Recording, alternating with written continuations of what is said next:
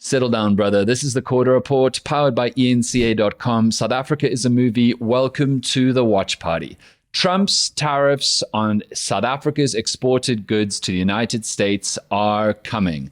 In the last few hours, Trump's administration confirmed that over 60 countries around the world will be receiving tariffs or having tariffs placed on their goods exported to the United States on the 7th of August, in a week's time. Now, South Africa has desperately been trying to strike a deal with the Trump administration to basically stop those tariff increases. And there's been a lot of chatter across South Africa's public sphere about how bad these tariffs are going to be, a lot of misinformation and misunderstanding of how the tariffs will affect some South African industries and indeed South Africans across all areas of society. So, on this episode of the Quarter Report, we're going to talk about what exactly are the tariffs that Trump's administration is placing on South Africa. What industries will those tariffs affect? What industries, big South African industries, are exempt from those tariffs? What kinds of jobs in South Africa are under threat? And what are the chances, realistically, of South Africa striking a deal to reduce the effect or the damage or the size of those tariffs? As always, you can watch the full episode in only one place. It's at the link in the description on enca.com. And as always, go and get your merch. That's at the second link in the description, 3beaniesnetwork.com, where you can get one of these and many, many other cool pieces of merch that many South Africans are now buying, and we're shipping them to your door all around the country and indeed the world, because we're doing international deliveries too for people who have ordered from, for example, the United States of America. I don't think that we're going to get tariffs on our goods, on our merch to the US. And for those of you who only watch the Quarter Report on YouTube and don't watch the full thing on enca.com or listen to the full thing on podcasting or audio streamers, you should know that we are figuring out how many different countries in the world have people in them who listen to the Quarter Report or watch the Quarter Report. So we've got a running list of different countries going.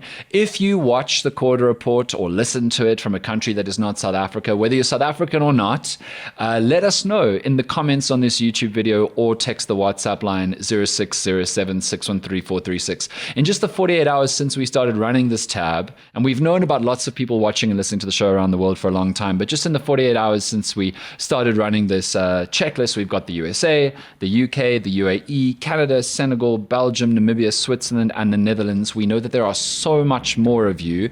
Send in a message on the WhatsApp line or just leave a comment on the YouTube video if you are watching. Now, to everyone who was commenting on George the cat yesterday, this is my brother's cat. My brother is in Cape Town. I'm recording solo today. That's George. He's a fine co-host, although he often is tongue-tied and self-centered. I just really want to appreciate Temba Malinga B90 in the comments on YouTube yesterday, because sometimes YouTube has some bangers in it. Temba says, I'm happy to see that Cat Matlatla next to you joined your program today. I thought he was in prison. Yes, we had a Cat Matlatla exclusive yesterday. I'm absolutely sure my brother James is completely livid that George is now known as Cat Matlatla.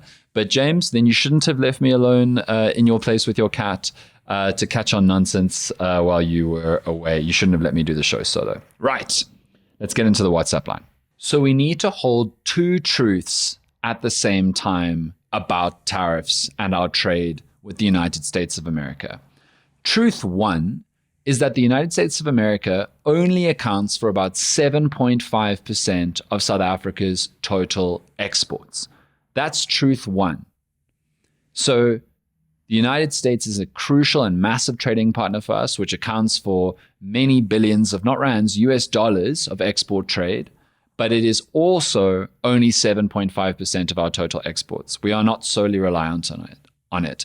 And as we're going to talk about, there are certain sectors like agriculture, and not even all of agriculture, parts of our farming sector and automotive sectors that are going to be really hard hit by these tariffs. But the tariffs are not going to slam the vast majority of South African exports, the vast majority of South African trade. In fact, because of the exceptions to the tariffs that we're going to talk about in a bit, not even all of, in fact, it's like only about just over 2/3 of the goods, or the monetary value of the goods that we export to the United States will be affected by these tariffs, because the US has made exceptions for certain industries, because it turns out they still really want our rare earth metals and the stuff that we make out of our mining sector. So it's not even all of our exported goods. We can talk about that in a second. But so that's truth one. But truth two, at the same time, estimated around $9.344 billion worth of South African exports to the US will be affected by these new 30% tariffs.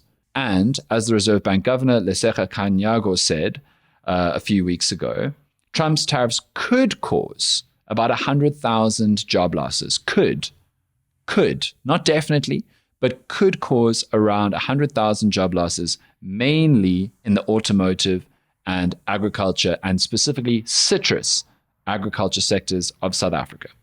So we need to hold both of those truths at the same time. One, that America is not the be-all and end-all of South Africa's exports or South Africa's business or industry prosperity, but two, that American exports that are going to be tariffed to America do matter to a lot of people, are nearly $10 billion worth of value of goods, and could account for, if tariffed and the tariffs go badly for us, and there are not deals settled or adaptation in the South African industries or help from the South African government, could cause 100,000 job losses in South Africa, which is 100,000 homes, their income, around about one of their main sources of income. Could have a massive, massive effect on a lot of families. And that would be terrible in any country, but in a country with over 30% unemployment, completely devastating. So we need to hold both of those truths at the same time. We need to go, cool, this is not that bad, but at the same time is bad. We need to hold both of those truths at the same time.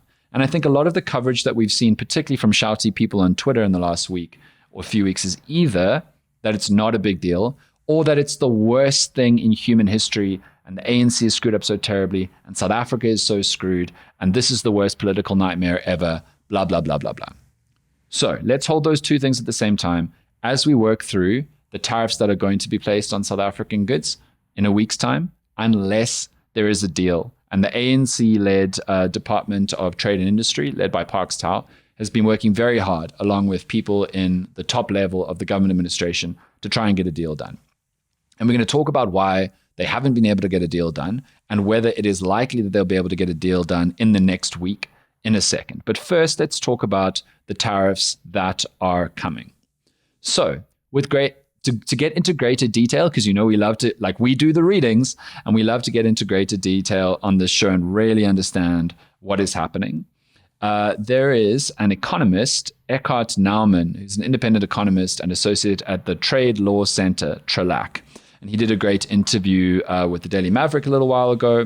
And he's spoken quite extensively about everything that I've just detailed to you now.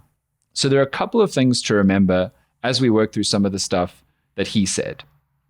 So firstly, he said, in some sectors, South African exposure to the US is quite high. For example, last year, 29% of our boat exports went to the US duty-free under AGOA, the African Growth and Opportunity Act. 25% of aluminium and articles thereof were exported to the US and are now subject to tariffs. 11% of our auto exports were shipped duty-free to the US, and along with much of the rest of the world, now face a 25% sectoral tariff.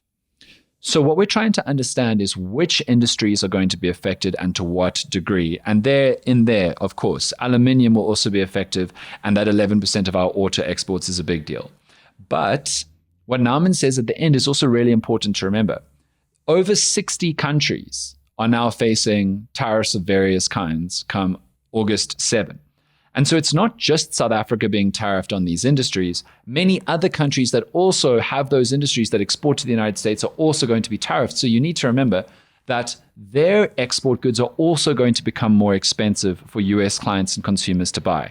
Why does that matter? Because it means that South African goods may not actually become that much less competitive. They may not become that much more expensive, depending on the industry, depending on the sector, than rival countries' industries who are also exporting to the United States, because we're all facing a degree of tariff increase to different rates. As Trelac says, how we are affected by US tariffs will include several factors, including the tariff advantage or disadvantage relative to competitors. Super important.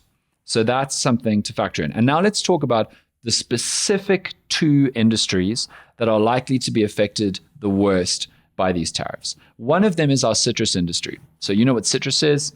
You know, that genre of fruit, oranges, etc. South Africa is actually really great at citrus. Did you know? I did not know this, and thanks to the Daily Maverick, separate Daily Maverick article that covered this, that South Africa is the world's second largest citrus exporter after Spain, which is pretty amazing. And South Africa has just hit a new record of produce. We've had our best year ever of citrus creation. So the Citrus Growers Association estimates that the industry expects to export a record 180 million 15-kilogram cartons of the fruit this season. That'll be about 9% increase on 2014's 164.6 million, which was just shy of the 2023 record of 165.1 million cartons packed for global delivery. So that is amazing. Unfortunately, if these Trump tariffs go through on our citrus, we will almost certainly be heavily affected, even if rival countries are similarly taxed, because we are the second largest exporter of citrus. So it's unfortunate that in a moment we have record yield in the citrus industry, we at the same time are going to be punished by these tariffs because we do export quite a lot of our citrus to the United States of America. And then let's talk about the automobile industry, and this specifically, unfortunately, affects the Eastern Cape, which, I mean, Port Elizabeth, used to be called Port Elizabeth, now called Gqeberha.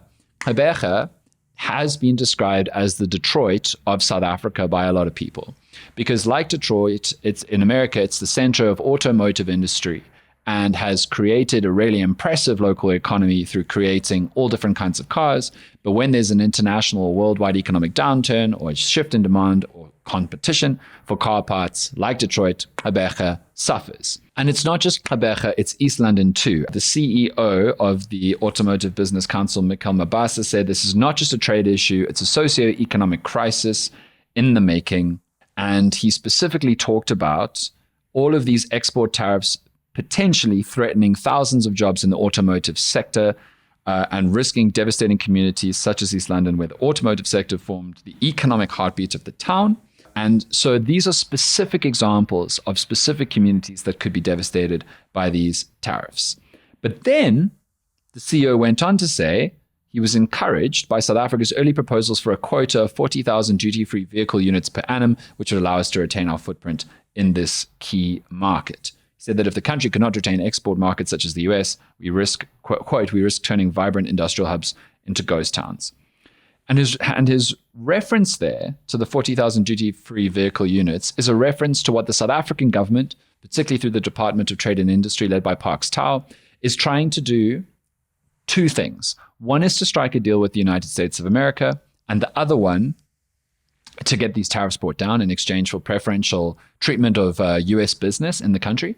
And the other one is to create new policies to try and help local industries that are particularly affected by these tariffs survive through incentives and other kinds of rebates, other kinds of financial support. Now, before we move on, I need to talk about exemptions because, as I mentioned earlier, there are certain sectors, certain industries in South Africa that are exempt from tariffs because the US has identified that they still really, really need South African business in those sectors. And we're going to go back to Eckhart Naumann, who spoke about the fact that total goods from South Africa exported to the US, imported by the US, was worth $14.6 billion in 2024. But about 36% of those exports are exempt from the new tariffs because they're natural resources, mainly platinum group metals, rhodium, and gold, because the US needs that. It needs those natural resources. And so they decided not to tariff those natural resources because they still want them from South Africa, and they still need local US buyers to be able to afford them for their own production lines and supply chains. And that's why the best estimates is that $9.344 billion US worth of goods exported from South Africa to the US will be affected by these tariffs, but not the full $14.6 billion. It's important to remember that the US still really needs us in certain sectors. And so sectors like natural resource mining and export are not going to be affected by these tariffs. Now let's talk about what the South African government has tried to achieve, because we need to figure out whether it is likely that South Africa will get a deal done. Now, firstly, there's been plenty of criticism of the South African government for not getting a deal done so far. But I need to remind you of something. The White House administration in the US, Trump's administration, has basically been doing all the trade deal negotiations with all these different countries. And what you'll notice is that they've focused on really major countries and really major union or like blocks. So, for example, they just worked very hard and spent a lot of time and traveled to Scotland to announce a deal with the EU. And because the Trump administration, their core administration, is managing all of these trade negotiations, they literally haven't got to the 60 or 70 countries that are now set to be tariffed on the 7th of August. They haven't had enough time. Their team is too small to pull off all these negotiations. There are more than 50 countries, at best estimates, waiting in line to have their meetings with the Trump administration, present their deals, and get a deal done. So I don't have a lot of time for the criticism of the South African government that they haven't got a deal done, because they're not high enough up on the priority list in the eyes of Trump and the US to basically jump to European Union level to strike a deal with. And there are many countries that respectfully are a bigger deal than us, or at least have economies that are more consequential to the US than us, who have also not got their moment to talk to the US administration and strike a deal. The second thing, though, that is important is that Trump just the other day went on record saying that he's had a lot of problems with South Africa, a lot of problems from South Africa. And that seems to suggest that although he's forgotten about the farm murders and the white genocide and all that, and he was pretty placated by that Ramaphosa and co White House meeting, it still seems unlikely that he's going to want to strike a deal with us. And that's where, if you want to, you can problematize the ANC government specifically. And most reports suggest that the big issue that the Trump administration can't get over is Black economic empowerment, BEE policy to redress overwhelmingly white wealth, white people holding and keeping all the wealth in South Africa. And I don't have time on this episode to get into the BEE debate, but suffice it to say that Black economic empowerment policy has, again, let's talk about two truths at once. Redress policies on race have been effective in helping some Black South Africans get out of cycles of poverty, while many millions of other Black South Africans have not been able to get out of cycles of poverty, and wealth has largely remained in the hands of white people in South Africa, even 31 years into our democracy. And two, the other truth is that BEE has been taken advantage of by corrupt politicians and business people to steal vast sums of money and unjustly accrue wealth for themselves. Both of those things can be true at once. Don't have time to get into that further, but I don't think anybody will deny what I just said. And if you do, I think you should think carefully about reading and facts and go do more of it. But the Trump administration doesn't like Black economic empowerment policy, which makes it pretty unlikely, I think, at this point, because we're not going to throw away BEE. As a country, the ANC government has no interest in doing that. It's pretty unlikely at this point that we'll be able to strike a deal. But the South African government has worked very, very hard to try and strike a deal anyway. From News 24's reporting, South Africa has offered commitments for US natural gas and fracking technology imports in exchange for duty-free quotas for steel and vehicles. So South Africa is literally saying, come and do natural gas and fracking in South Africa, United States. Import that stuff so that we cannot have our steel, our aluminium, and our vehicles punished by tariffs. South Africans have also tried to be nice to US farmers because we want the US to drop their tariffs on our farmers, on our citrus. South Africa has offered US farmers tariff-free access to our market on what is called a counter-seasonal basis. So essentially, when South African fruit is not in season, we're saying to the US, you can come and sell fruit in that period. So you're not out competing or driving South African goods off of the shelves. You can't come in and get tariff-free access while our fruit is in season, but you can when it's not. There have also been a bunch of other pledges, as News 24 reports, like 60 billion rand in local investment pledges into American industries, such as mining and recycling, proposals to remove non-tariff measures that the US isn't happy with, although that's a weird one, I have to say. We've had restrictions on imports of US poultry and pork, mainly because there were animal diseases in US poultry and pork in that country. in those populations of poultry and pork. So we didn't really want to have disease-riddled poultry and pork from the US arriving. But we've really been trying. And as Zane Dangor, the director of the Department of International Relations and Cooperation, said, the US continues to talk about its concerns about BEE in trade negotiations, which means that we may not get a deal with the US, not really because of the economic stuff, not really our economic concessions that we're willing to offer, but because of the political mess between South Africa and the United States of America. So I don't really expect us to strike a deal before a week's time, the 7th of August. I personally think that those tariffs are going to come in and they're going to hit these specific industries and sectors hard. And we'll see how the government responds to try and soften the blow on those sectors, maybe through funding, maybe through incentives, maybe through rebates to try and help particularly automotive and citrus. So that is genuinely all you need to know. And that is actually what's happening. I'm now tired. It's Friday, the 1st of August. It's time to have a weekend. But I feel pretty settled and pretty satisfied that together we have got through everything that really matters and needs to be understood about these almost certainly impending US tariffs. Thank you so much for watching and listening to the Quarter Report. As always, we'll be back on TV on Monday for the Dan Quarter Show on ENCA at 10 p.m. And Tuesday, we will be back with the next episode of this show. Have a beautiful weekend.